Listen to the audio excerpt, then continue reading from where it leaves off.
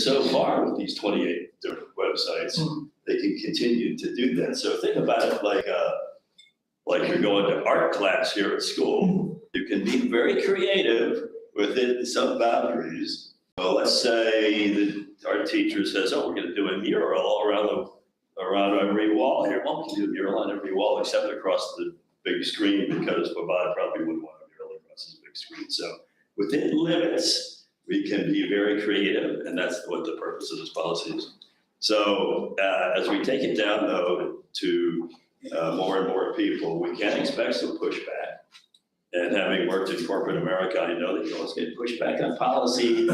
So every policy is an HR policy, and all kinds of people are affected by that. So that's what we need to do. There are two examples. If you go and look at examples out there at the universe of K through 12 schools, there are basically two categories that appear all the time, and that is around fundraising. So fundraising, number one, and number two are websites that have students or teachers or anyone post derogatory comments about the school, or faculty or each other or whatever. And those two things, especially fundraising, tends to become a big legal liability, not just for the school. And that would be fundraising, like, let's say Joe and I created a website, we're gonna go raise some money, and we say, oh, we're raising money for Mr. Brown, blah, blah, blah. And Charles donates a whole bunch of money, and then he finds out that Steve and Joe we're keeping half the money for ourselves. It doesn't actually get to Mr. Brown. So that's exactly what happens out there in the universe. Yeah, and then Mr. Brown and Charles said, oh, that's terrible. I gotta go sue those two guys. And what happens is the lawsuit then extends out to the school and even the school district. So you can look up examples of that on the internet if you want to. So that becomes a big liability around fundraising. And then Joe and I have another website. Oh, let's post something about how wonderful Jennifer is at audits. But then we change our minds. Oh, Jennifer's really bad at audits, so we can change our mind. So Jennifer decides she's going to get mad at Steve and Joe, sue us, to the school and the school district, because we haven't protected our brand. So it's all about protecting our brand so all those bad things don't happen to us as we grow. Any questions on that? Sure.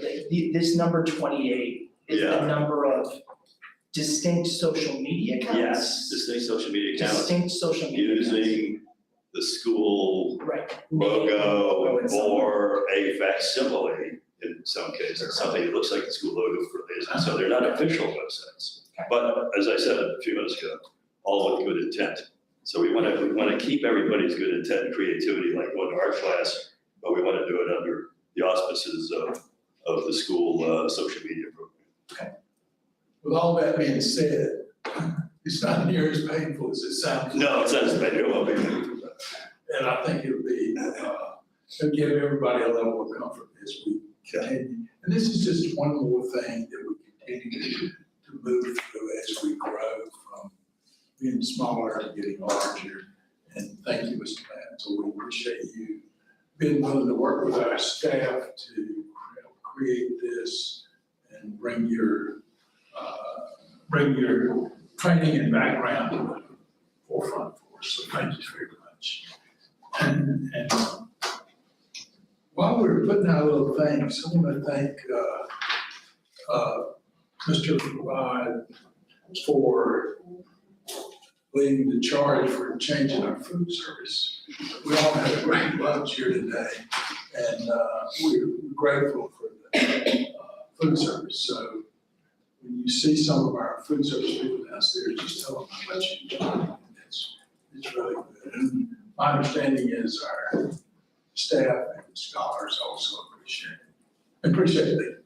Thank you for the consistency of it, which is very good. So thank you. This is exciting stuff.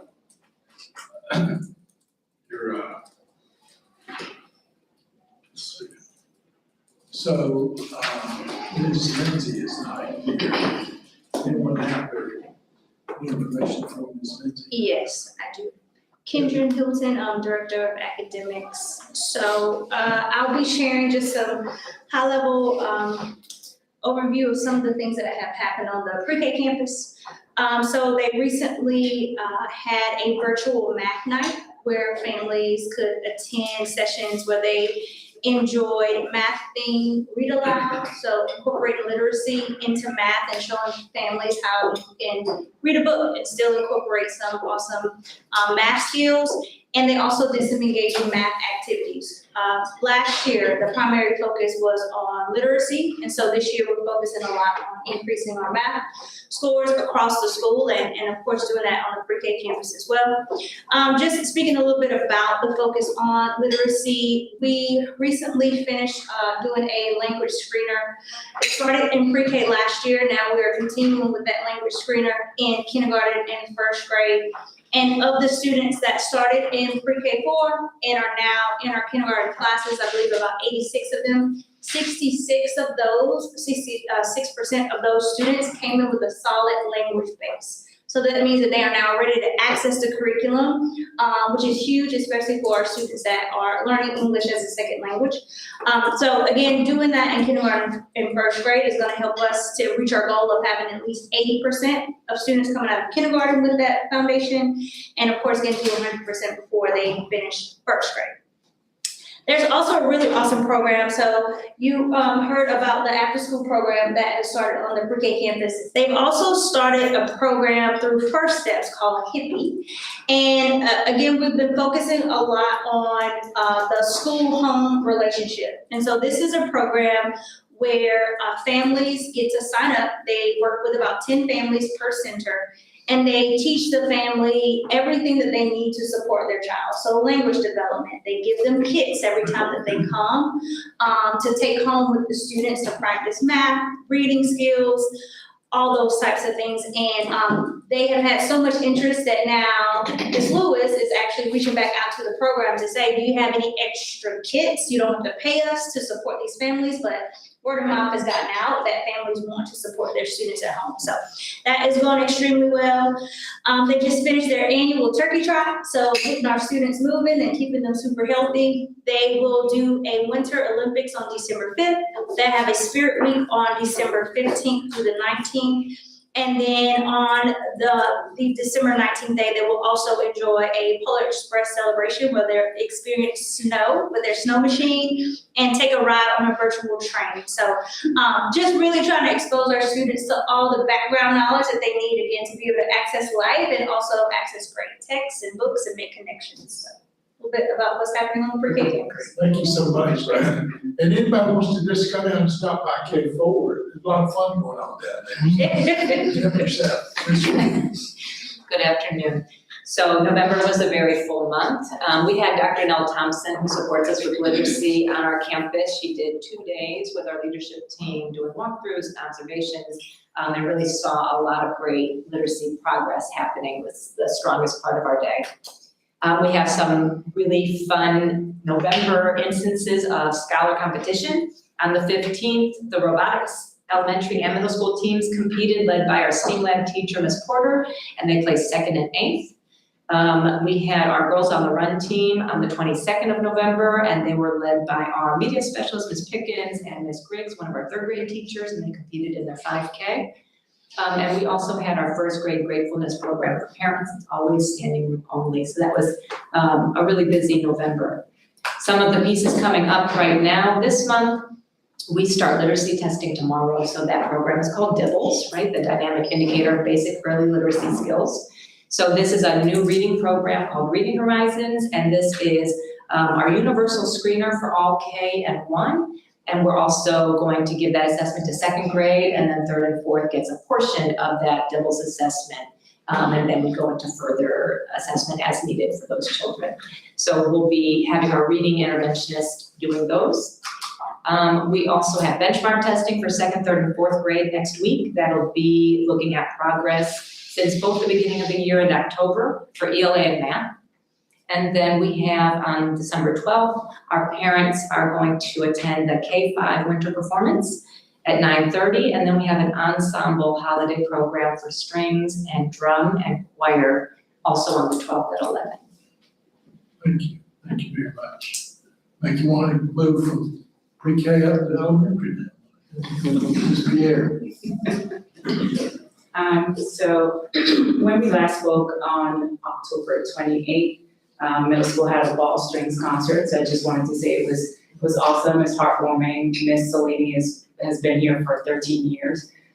So just to be able to see the program that she built single-handedly and the culmination of the high school scholars being able to perform as like an orchestra together was phenomenal. We get another opportunity for their Christmas concert on the 18th of December in the auditorium from 5 to 6:15 p.m. Also, we spoke about, when we last spoke, the very next day, our middle school scholars were gearing up to take the PSAT. And we had 38 middle school scholars, 36 of them being 8th graders and 2 of them being 7th graders. And I'm happy to share that 20 of the 38 met or exceeded in reading and writing. 4 of them met or exceeded in math. And with 4 scholars achieving meet and exceeds in both reading and writing and math. Overall, we had 2 scholars that achieved junior scholar status. So our 8th grader, Steven Rosales Zavaleta, earned junior scholar status, which we're very happy about. And 7th grader, Archer Woodard, also achieved junior scholar status, but only Steven will be recognized by the state because Steven is in the 8th grade. So Archer will have to take it again next year, but she's already earned that. So we're just excited. And I actually did get to see Archer's, talk to Archer's mom at the Thanksgiving dinner. And she was like, Archer was instrumental in getting the entire family, because there's siblings in the high school that passed through the middle school. There's siblings in each one of our schools, and she was like, she saw the stuff about legacy, and she was like, that's where we're all going.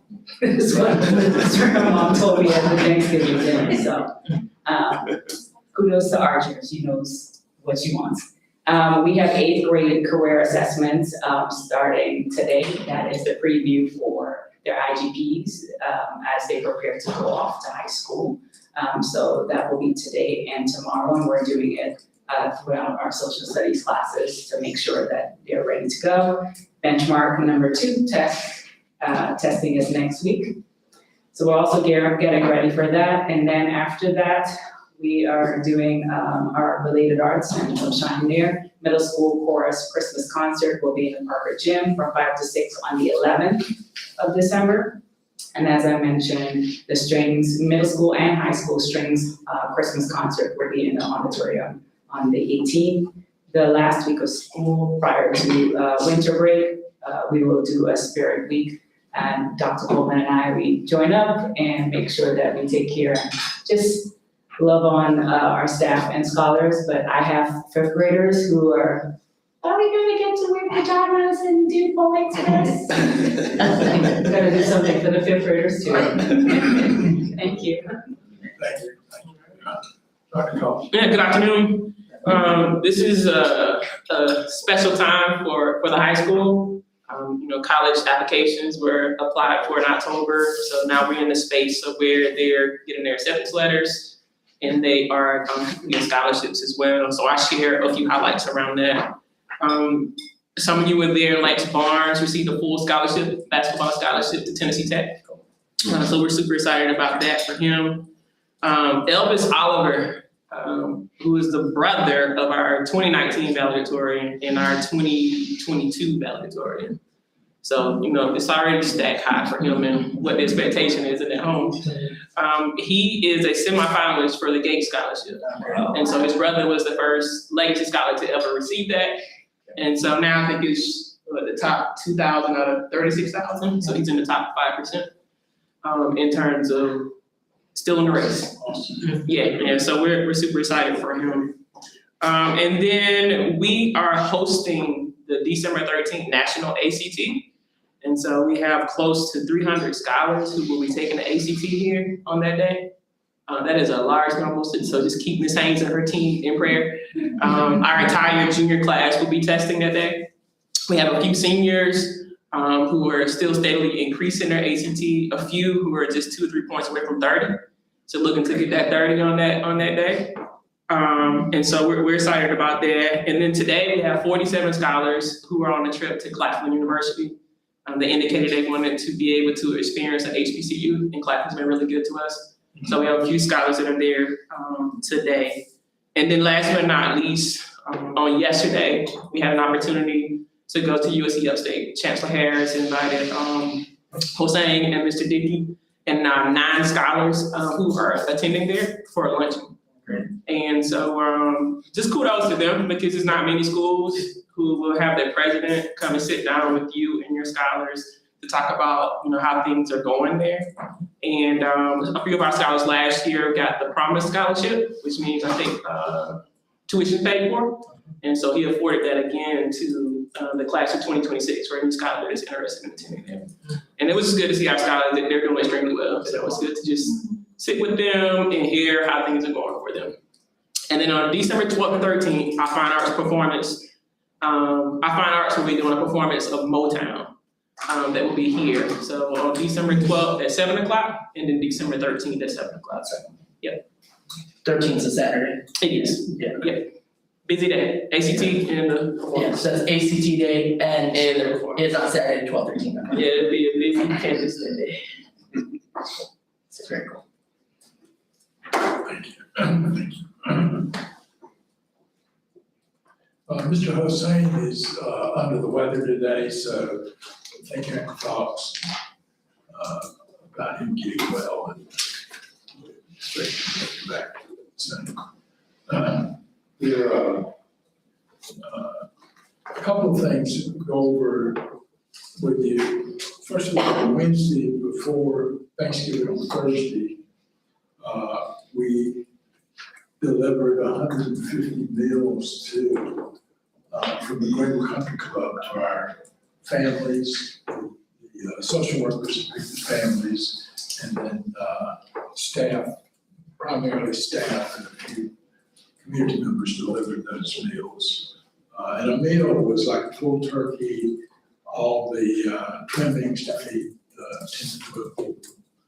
It was the same meal that a member of the club could buy for their own use. So we had 150 of those for our families, so it was great, excited about that. And grateful for our staff who participated in delivering those, because that's a big deal.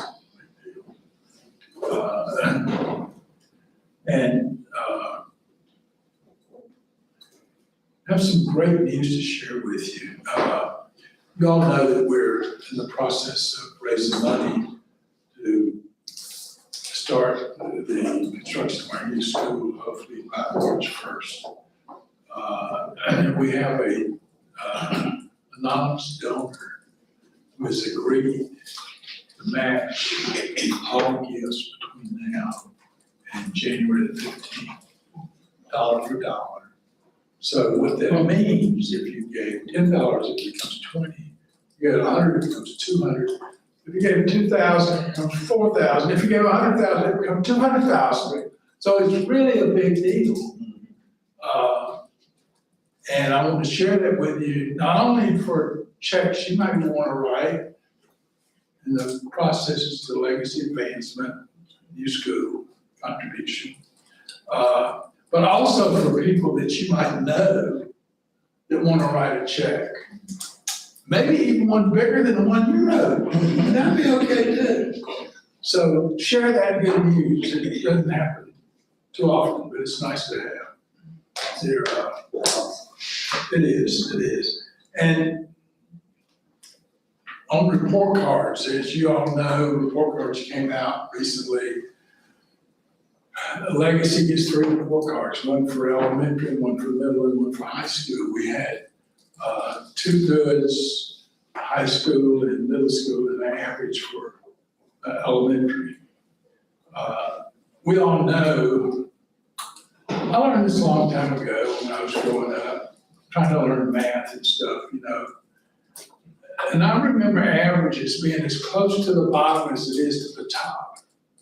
That was my definition of average. I got that down. It's as close to the bottom as it is to the top. It's not even one. Good is good, but it's not excellent. in report card world, there is an excellent above good. And so I say that because in all fairness to the staff here at Legacy, our free report card should say excellence, and they will in the future. Because you guys work so hard and do so much to make this happen that it is just simply a matter of doing that on a more consistent basis. I remember people when I was in school that made all A's, and I thought, geez, they're really smart. And I later found out what they were doing, they were just working harder than the rest of us were. And that's how they made those A's. Well, I think it's the same thing about report cards and the school system now. We have to work with more consciousness and discipline every single day to move from average and good to excellence. So that is the game plan, and there'll be more to come on that. And again, we thank Steve and Jennifer for participating in our policy structuring, and we'll have more to come on that. I want to thank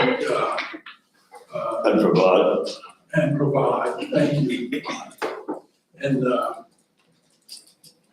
And for food service provider, thank you for that. We all appreciate you coming in, have a nice meal here. Dr. Cullen, I want to thank you again for the work with USC Upstate that's making a difference for our scholars. And I met with Martha and Elvis this morning about writing a letter of recommendation. And I reminded them how grateful we are for them, because there's so many younger scholars looking at them. And they're actually saying, you know, they can do that, I bet I could too. And they're just a great example for us, and I want us to all keep that in mind, that we're all an example for each other also. So thank you all for what you're doing. And you all make a difference. So with that, I will ask, do we have any old business? Any new business? If not, we will stand adjourned. So thank you all again for being here. Thanks, Mr. Chairman. Thank